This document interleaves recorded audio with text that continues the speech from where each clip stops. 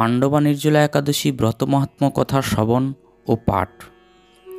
জ্যৈষ্ঠ শুক্লপক্ষের এই নির্জলা একাদশী ব্রত সম্পর্কে ব্রহ্মবৈবর্ত পুরাণে শ্রী ভীমসেন ব্যাস সংবাদে বর্ণিত হয়েছে।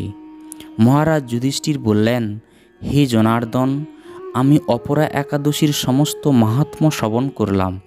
এখন জ্যৈষ্ঠ শুক্লপক্ষের একাদশীর নাম ও মহাত্ম্য কৃপাপূর্বক আমার কাছে বর্ণনা করুন। শ্রীকৃষ্ণ বললেন, এই একাদশীর কথা মহর্ষি ব্যাসদেব বর্ণনা করবেন, কেননা তিনি সর্বশাস্ত্রের অর্থ ও তত্ত্ব পূর্ণরূপে জানেন। রাজা যুধিষ্ঠির ব্যাসদেবকে বললেন, হে মহর্ষি দ্বৈপায়ন, আমি মানুষের লৌকিক ধর্ম এবং জ্ঞানকাণ্ডেয় বিষয়ে অনেক শ্রবণ করেছি। আপনি যথাযথভাবে ভক্তি বিষয়িনী কিছু ধর্মকথা এখন আমায় বর্ণনা করুন।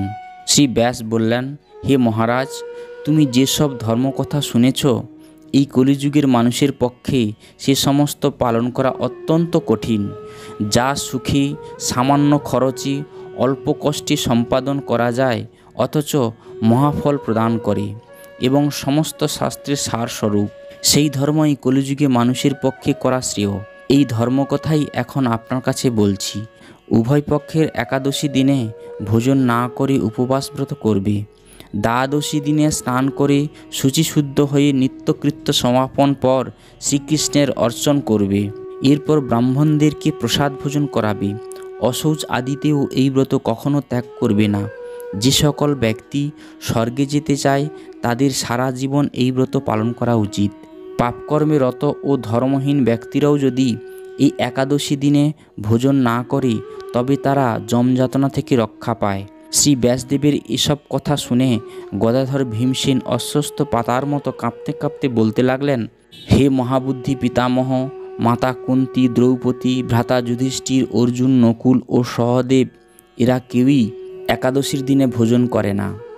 আমাকেও অন্ন গ্রহণ করতে নিষেধ করে, কিন্তু দুঃসহ ক্ষুধা যন্ত্রণার জন্য আমি উপবাস করতে পারি না। ভীমসেনের এরকম কথায় ব্যাসদেব বলতে লাগলেন, যদি স্বর্গ আদি দিব্যধাম লাভে তোমার একান্ত ইচ্ছা থাকে তবে উভয় পক্ষের একাদশীতে ভোজন করবে না। তদুত্তরে ভীমসেন বললেন, আমার নিবেদন এই যে, উপবাস তো দূরের কথা, দিনে একবার ভোজন করে থাকাও আমার পক্ষে অসম্ভব, কারণ আমার উদরে বৃক নামে অগ্নি রয়েছে। ভোজন না করলে কিছুতেই সে শান্ত হয় না। তাই প্রতিটি একাদশী পালনে আমি একেবারেই অপারগ। হে মহর্ষি, বছরে একটি মাত্র একাদশী পালন করে যাতে আমি দিব্যধাম লাভ করতে পারি, এরকম কোনো একাদশীর কথা আমাকে নিশ্চয় করে বলুন। তখন ব্যাসদেব বললেন, জ্যৈষ্ঠ মাসের শুক্লপক্ষের একাদশী তিথিতে জলপান পর্যন্ত না করে সম্পূর্ণ উপবাস থাকবে, তবে আচমনে দোষ হবে না। ওই দিন অন্ন আদি গ্রহণ করলে ব্রতভঙ্গ হয়। একাদশীর দিন সূর্য উদয় থেকে দ্বাদশীর দিন সূর্যাস্ত পর্যন্ত জলপান বর্জন করলে অনায়াসে 12টি একাদশীর ফল লাভ হয়।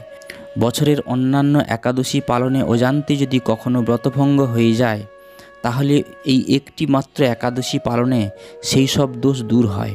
দ্বাদশী দিনে ব্রহ্মমুহূর্তে স্নান আদি কার্য সমাপ্ত করে শ্রীহরির পূজা করবে। সদাচারী ব্রাহ্মণদের বস্ত্র আদি দানসহ ভোজন করিয়ে আত্মীয় স্বজন সঙ্গে নিয়ে ভোজন করবে।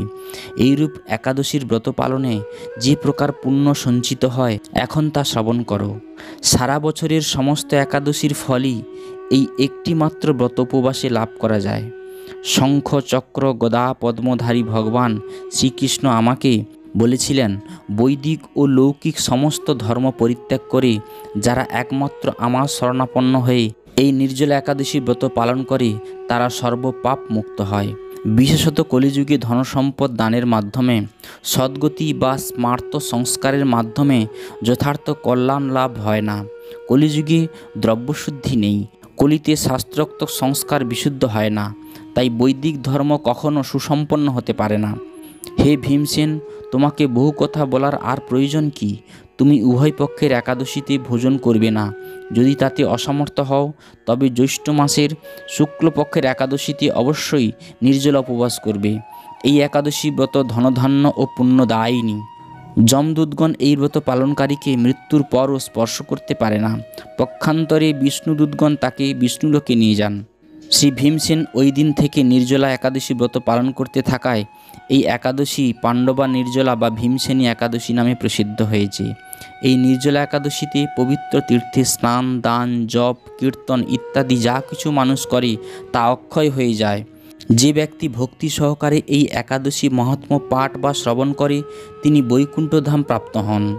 হরে কৃষ্ণ। এখানে আমার বক্তব্য বিশ্রাম রাখছি।